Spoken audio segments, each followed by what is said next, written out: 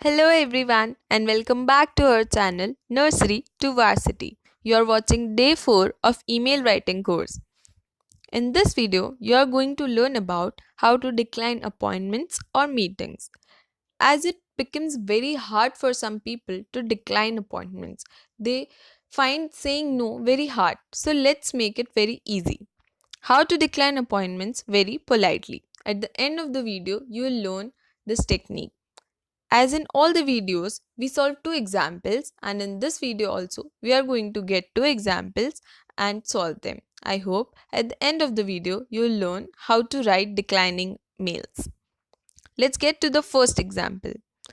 You promised to meet a client after 2 months, but you couldn't complete your task. So you have to write a mail to him to extend your time period 1 month more.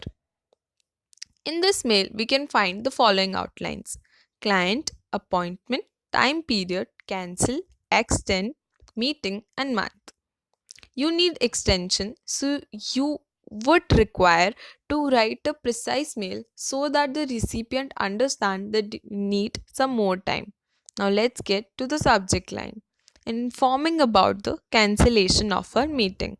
I hope you understood the subject line. Now let's get to the content of the mail.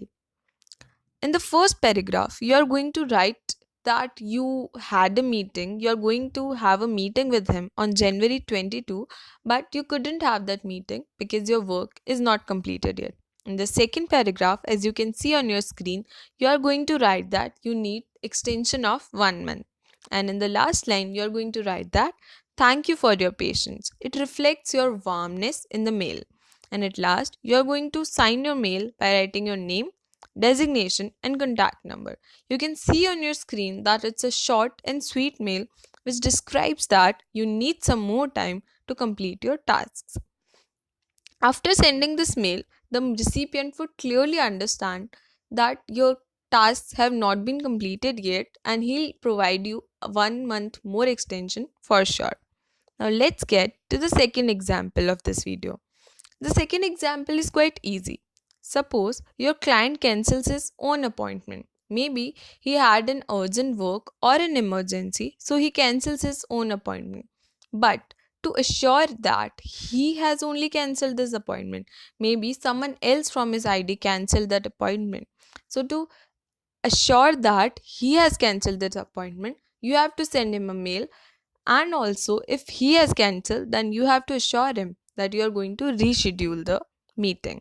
Let's see the outlines: work, cancel, respond, new, appointment, customer satisfaction, and time.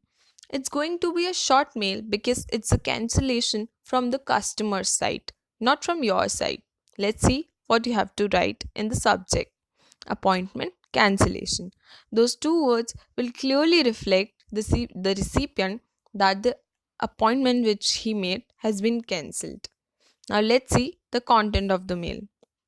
The email body would be like this: Hey Sam, this is to confirm your recent cancellation of your, you can write the service name here, appointment with the staff name that was scheduled for the date, time, and client you have to write here. Now you have to mention the cancellation reason also in the mail, so that in future if the client says that he has not cancelled the meeting or appointment, then you have the proof that you sent the mail by writing the reason also. At last, you have to assure him that you will be rescheduling the appointment again. And after signing the mail, you have to just write your name because the company's ID itself reflects that it has been sent from an official ID. I hope you understood how to decline appointments and meetings. Now, Nursery to Varsity is on social media also. So follow us on Facebook, LinkedIn, Twitter, and Instagram. If you have any queries regarding this video or any other videos, you can contact us on an email ID, that is nurtovar@gmail.com. Thank you for watching this video and stay tuned with us.